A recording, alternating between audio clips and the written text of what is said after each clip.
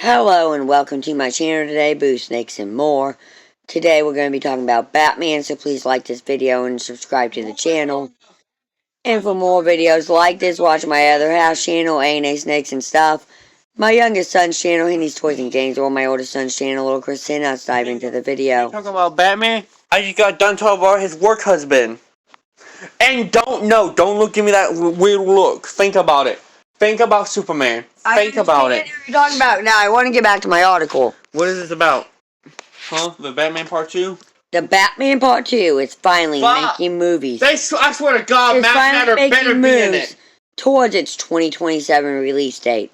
But recent casting news could see the film draw similar inspiration. Hang on. Before we get to this, I was just talking about this to someone online. And I have a villain recommendation for this movie. And I'll tell you how they would go. I got 5 actually. Yes, I would love to see Clayface in this film, but he doesn't need to be in it since he's giving his own movie. That's supposed to be, okay, it was going to be on September 11th of this year, but then it's going to, I think, October now. I make too many videos, but then he takes over half of mine. Hang on. Yeah, the Clayface movie, since it's a movie about tragedy, was going to be the day before September 11th, but now it got pulled back until October, which it makes... Okay, I get why they did September, so it's supposed to be a tragedy film, but I get why they move it back to October, probably because one ain't done being filmed enough for, getting moved to October. Boom. But also because it's supposed to be a horror film. Anyways, for my prediction of villains who I think should be in the Batman Part 2, think of this. You had the Riddler. A guy who was killing multiple people, leaving riddles for Batman, and at the end of the first movie, spoiler alert, yes, that's for you too, Mom. Yeah, so if you don't want to get spoiled, you might want to cover your ears. He blew up the goddamn dam and made Gotham flood. There's walls that block the dam off, and boom. Anyways, I think here are some good villains. You have the Penguin doing his own little thing, the Joker's locked up, let's leave him until the finale, Part 3. You can bring in the Court of Owls and have them be like a big bad, But I would also say if you bring in the court, have a separate main villain as well. So you can have two storylines going on, After after Riddler attacked the corrupt system, the court is like, okay, we need to do something because this crazy dude telling riddles attacked our system. The Bat is coming after us, so they make themselves publicly known to the Batman and try to take him down. Side other main villains. The Mad Hatter. He never had a live-action movie appearance. Yeah, I'm almost done. You can do your own articles for your own channel. And he would be perfect for this new movie. You can fucking wait. You can record on your own videos for your own channel. No. I'm using this as an opportunity to do it. Now you want me to stand here and wait? No, I want you to keep going before it runs out of space. Okay. And I can't even do that. Actually, I'll give it back to you. I want to hear about this article, but I'll tell them what I was going to say. Similar inspiration to Christopher Nolan's The Dark Knight. Matt Reeves released It's too grounded. We don't need him to be grounded. Starring Robert Pattinson. Hang on. Before as the... Hey, I'm not going to take it and walk off. I'm just going to say real quick thing.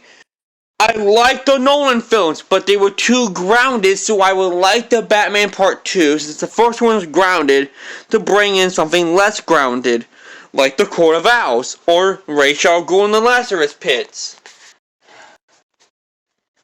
It just needs to be less grounded. As the regular hero way back in 2022. We need a Batman who ain't too much grounded. He can still be grounded. Regardless, the shakeup did end up shifting. Not too much. The plans for the Batman sequel.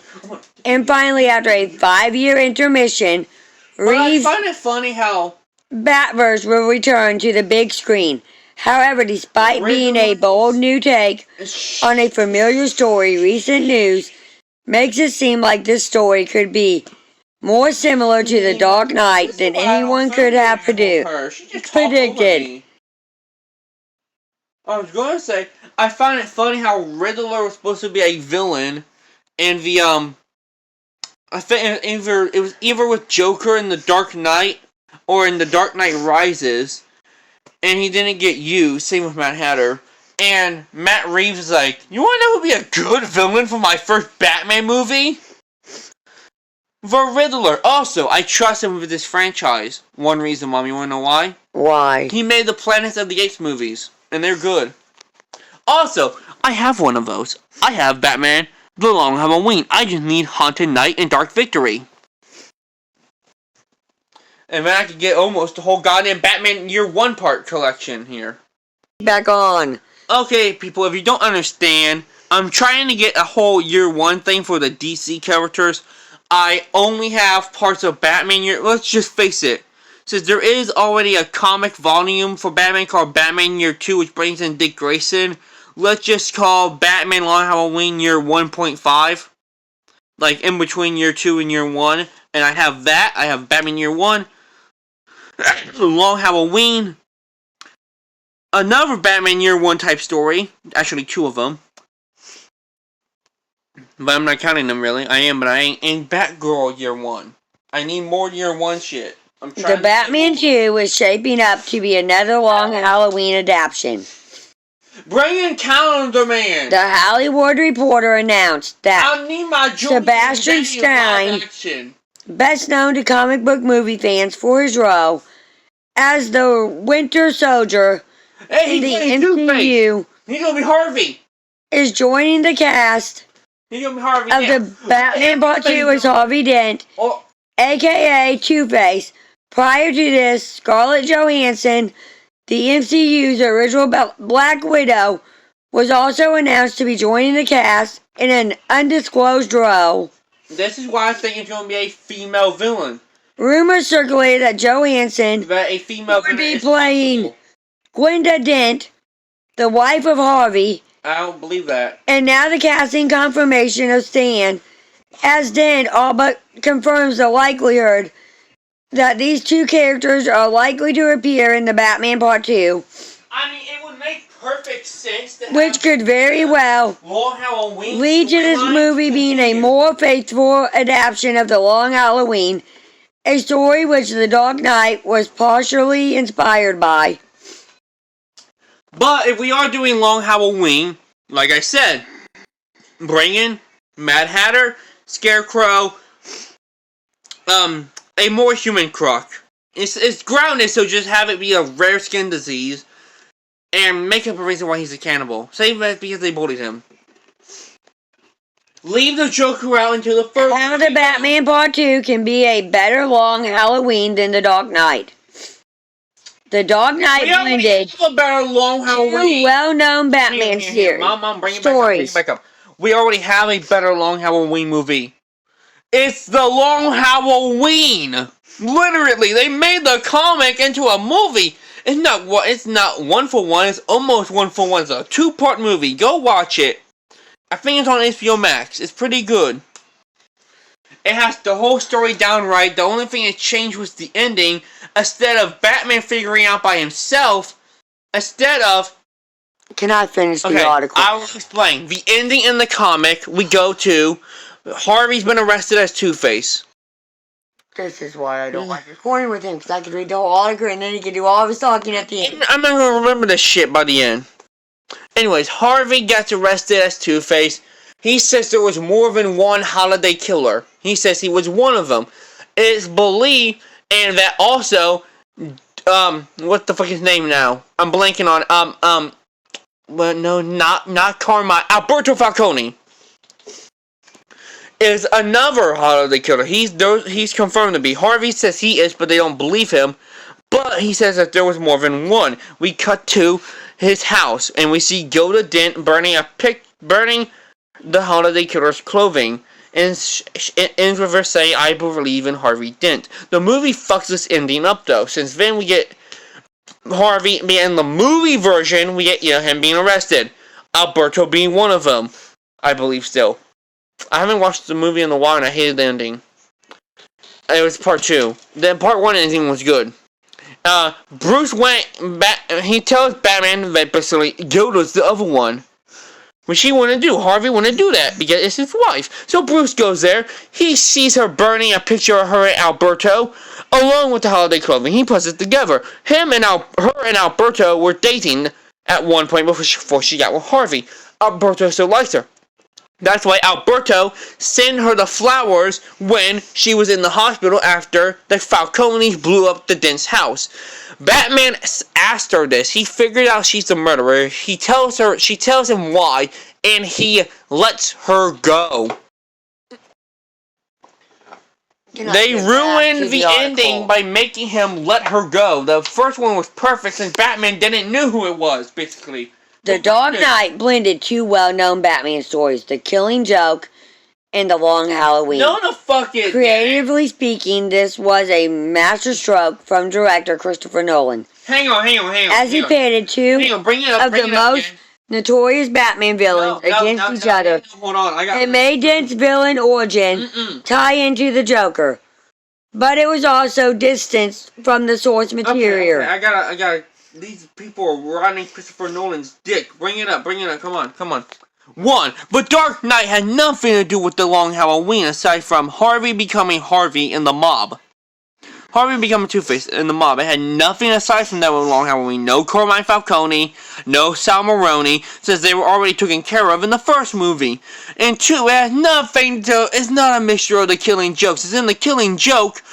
Joker shoots Barbara through the fucking spine and she's not a 6-year-old girl whose brother almost dies by Harvey. She gets shot through the fucking spine and she's Batgirl. What the fuck do you mean mixture of the two Long Halloween together?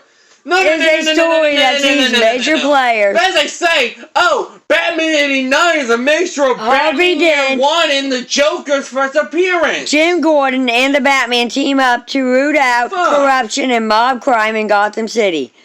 But simultaneously, a terrifying killer is working in the shadows and killing people on major holidays. As it unfolds, You know what his name is? Harvey's mental health deteriorates, She don't care. You wanna know who and the killer's truth name about his wife, Glinda, Mom. serves as a central element to a larger story. Hey, Mother, I got a question for you. Since it is Gotham, can you guess what Can I just finish reading? No, since it is Gotham, can you guess what the killer's name is? Falcone, now can I finish reading? No, since there's 3 of them. There's already a holiday killer named Calendar Man. They call this fucker Holiday. Okay, can I How's finish reading original? now? Fucking Holiday. You can fucking Holiday. That's Batman, man. Fucking Holiday. If the Batman Part 2 has indeed cast Joe Anton and Glinda Dent, Okay, go away. You might not need this.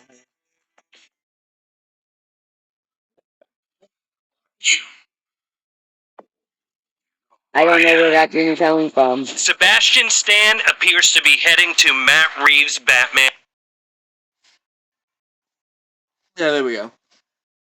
And it intends to deliver a more faithful adaptation of The Long Halloween. Hey, Batman Two-Face. This would be an incredible story that works perfectly with the dark Noel tones of Reeves. Batman Batverse and continues years right now, dog. Question Robert. And destructive this vision of Gotham truly is. Because over the course of this video, I'm going to tell you why I believe he's about to have a dance with fate in the Batman Part 2. Because the clues, casting choices, and emerging theories suggest that Reeves might be telling a story that's as much about Harvey Dent. It won't let me. I just have to read with it in the background. I got it muted. It's gonna undo it again anyways. Why it doesn't need Reeves Batverse and continues to illustrate how dark and destructive this version of Gotham truly is. Why it doesn't need to be a perfect beat-for-beat adaptation of the comics. This story is one of the most memorable and widely beloved series in the history of the character, and it is certain to get fans talking and engaging with the twisted and dark themes and narrators playing throughout. Why Batman movies keep going back to The Long Halloween. They fucking don't. All comic book movies face a unique problem in the fact that they often have too much source material to draw from. Some of these characters go back several decades, and Batman serves as one of the most widely popular and familiar for fans across a massive cross-section of TV comics and previous movies. But one of the most appealing elements of Batman stories often comes not a from adaptation unless if evaporation of the mind, adaptation consciousness, with no good Front versus and the Dark evil, Knight, and what it takes no to corrupt someone. Batman serves Mad Hatter, as this no unyielding Ivy, force for good, no Penguin, stubborn, brooder, no and often Catwoman. violent, but ultimately Catwoman came in the he has sequel. morals and laws by Scarecrow which he came for a abides cameo, and the that Joker's the main delineate villain of every him from Batman his movie. rivals. On the flip side, there are characters like Harvey Dent, who is shown to be on the opposite side of that coin. He is nicknamed the White Knight of Gotham, creating an obvious comparison to the Dark Protector. And with his work as a district attorney, he makes changes and locks up the bad guys in the light. However, as much as Dent is someone who has a lot of overlap with Batman, he is shown to be more corruptive, I have some stuff I want to talk about. and his fall from light to dark is one of the most fascinating stories in the history of comic book villains. For that reason, a story like The Long Halloween, exploring that gradual shift, Wait a minute, is easily one of the best ever written. Every main mobster has been in live action. As a result, it makes perfect sense that this narrative is something that is frequently revisited and used as a defining moment, and not just for Gotham and Harvey Dent, but also for the hero who stands strong, even when everything else falls around him, making it the perfect story to explore the characters in Reeves' The Batman Part 2, especially the Dark Knight himself. Okay, people. One, I'm gonna just tell you what I just figured out. Every mobster appears in the main force somehow appears in Batman live action somehow. Let me explain. Falcone, Maroni were both in Batman Begins and in Gotham.